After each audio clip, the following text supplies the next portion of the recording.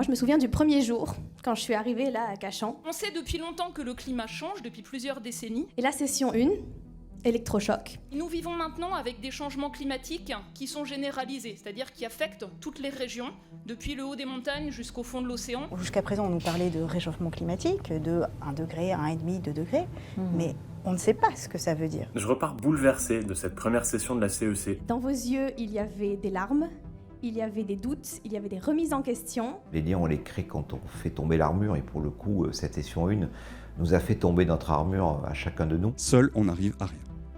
On ne sait pas faire. Et il y avait déjà cette petite graine de révolution qui voulait changer le monde, qui voulait pas se laisser faire. L'organisation de la CEC a réussi à créer en quelques minutes, quelques heures, un collectif extrêmement fort qui nous a donné envie d'avancer tout au long de cette année. Est-ce que ça va marcher ? Est-ce qu'ils vont vraiment jouer le jeu ? J'étais vraiment pas sûre. Le monde dans lequel on vit ne fonctionne plus.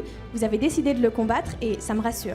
Aujourd'hui est le temps des choix drastiques. Que devons-nous garder ? Que devons-nous laisser derrière nous ? Car la question du sens de nos actions dans un monde si fragile doit aujourd'hui prendre toute la place. À la fin de la Convention citoyenne, il y a 150 citoyens qui ont travaillé pendant 9 mois et qui ont dit à la fin, on appelle le monde économique à se saisir de nos propositions, à se saisir de la question environnementale. Et à cet appel des 150 citoyens, il y a 150 dirigeants, 150 structures qui ont répondu. Il n'y a pas un jour où je me suis levé depuis le début de la CEC sans me dire qu'est-ce que tu peux faire aujourd'hui pour avancer dans le sens de la redirection écologique, au niveau de ton entreprise, au niveau de ta famille, au niveau de ta vie de citoyen. Aujourd'hui, on change de paradigme, je pense, fondamentalement. On passe d'un monde où on faisait un peu plus dans notre coin. Aujourd'hui, on se rend compte que face à l'urgence et l'ampleur du défi climatique, c'est absolument ensemble qu'on va devoir trouver des solutions. De par vos positions, de par votre statut, de par votre pouvoir au sein du monde économique, vous pouvez orienter d'autant plus rapidement et stratégiquement la destination dans laquelle nous nous engageons. Disons-le, nous sommes à la croisée des chemins. Nous avons une fenêtre de 10 ans pour enrayer cette dynamique avant qu'il ne soit trop tard. Je pense que vous n'êtes pas seulement là pour combattre l'ancien monde, mais pour construire le nouveau. Face au dérèglement climatique, nous allons effectivement devoir plus que jamais innover, repenser notre modèle de société, réinventer notre économie, sortir un petit peu de notre zone de confort. Et s'il revient à l'État de fixer le cadre, d'investir, d'accompagner, les entreprises ont vocation à être les premiers acteurs de cette transformation. Et notre vrai objectif, c'est de devenir une entreprise progressiste. Alors qu'est-ce que ça cache ce truc ? Pour nous, ça cache d'abord un changement de rapport à ce qui est beau. Voilà, je pense qu'on en vient d'un monde où ce qui est beau, c'est ce qui est gros, rentable, ce qui monte, ce qui est très haut, les grandes tours dans le désert et tout.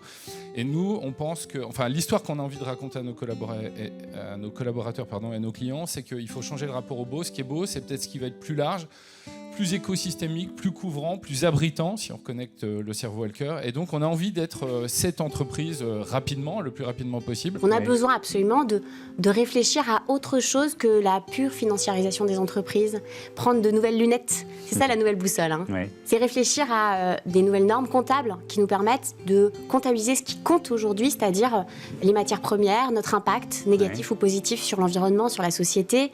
Essayer de mieux...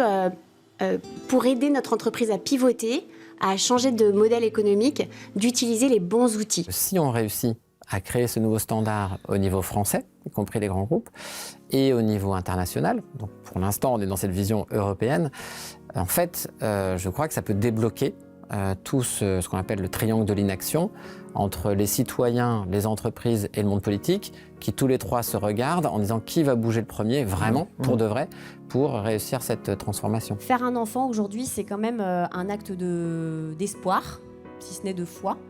Et à partir du moment où on s'adresse aux parents dans le monde entier qui font cet acte-là, il faut qu'on croie comme eux que le monde de demain peut être meilleur. Et même si c'est difficile quand on lit quelques rapports du GIEC, c'est absolument dans cette optique-là qu'on se met à travailler. Je pars en croisade. C'est cette phrase que mon père, Raphaël Zaccardi, m'a adressée dans sa lettre au futur lors de la première session de la CEC. J'aimerais vous dire que c'est à ce moment-là que j'ai compris vraiment l'importance et l'ampleur de ce mouvement. Mais ça serait vous mentir, parce que comme vous pouvez le voir, il a plutôt la larme facile. Non, ce n'est pas là que j'ai compris. Au début, je ne comprenais pas ce que c'était. Qu'est-ce que la CEC ? Qu'est-ce que vraiment leurs valeurs et leurs engagements. Et après, j'ai été sceptique. On ne va pas me faire croire qu'après avoir passé 30 ans à créer des engins pour déforester l'Amazonie, il suffit de 3 ateliers pour sauver le monde.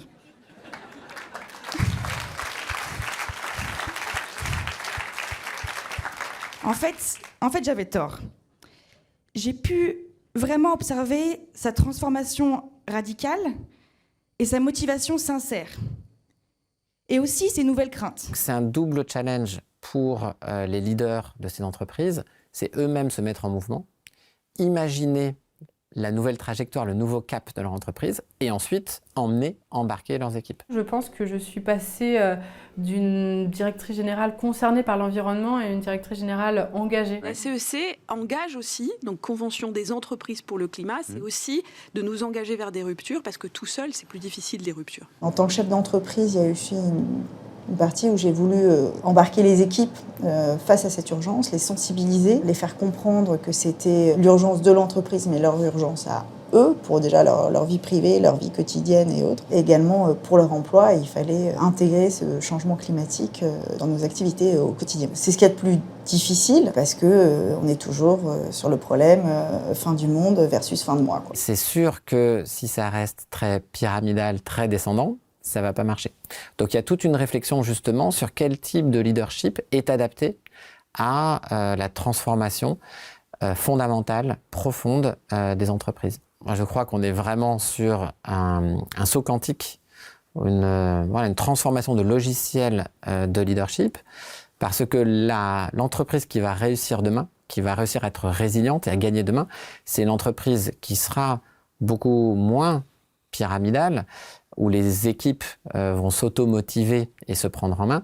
Et c'est aussi une entreprise qui va créer des alliances dans son écosystème. Ces thèmes-là peuvent paraître très abstraits, abscons, complètement décalés. C'est pas le cas là. Ça a touché le cœur des participants de la bonne manière, avec de l'émotion, ce qui n'est pas toujours permis dans l'entreprise. J'ai envie de faire un appel à notre monde politique, notamment.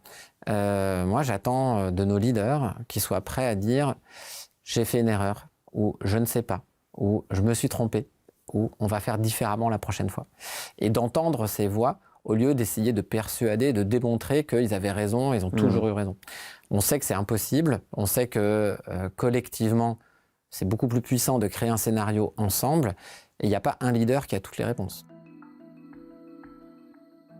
Finalement, ma véritable question, c'est est-ce que j'y crois ? Est-ce que j'y crois ? Parce que est-ce que je crois que le politique est capable d'entendre ce qui va être proposé ?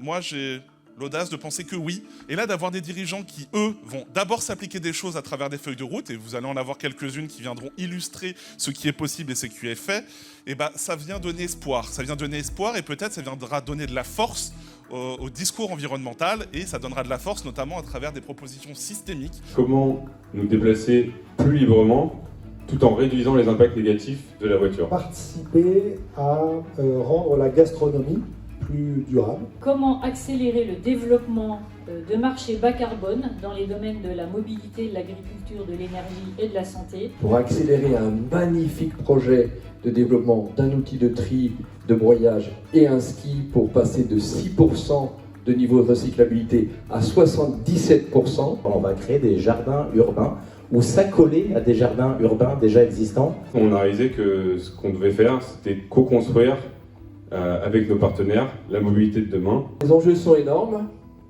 on a un rôle, donc on ne peut pas y échapper, on est en mouvement et on ne va pas s'arrêter.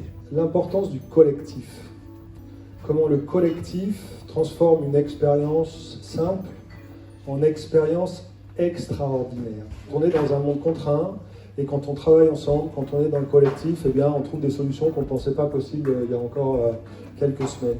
Merci la CEC, grâce à la CEC, j'ai compris pleinement, ça a conforté mon intuition qu'il fallait qu'on change.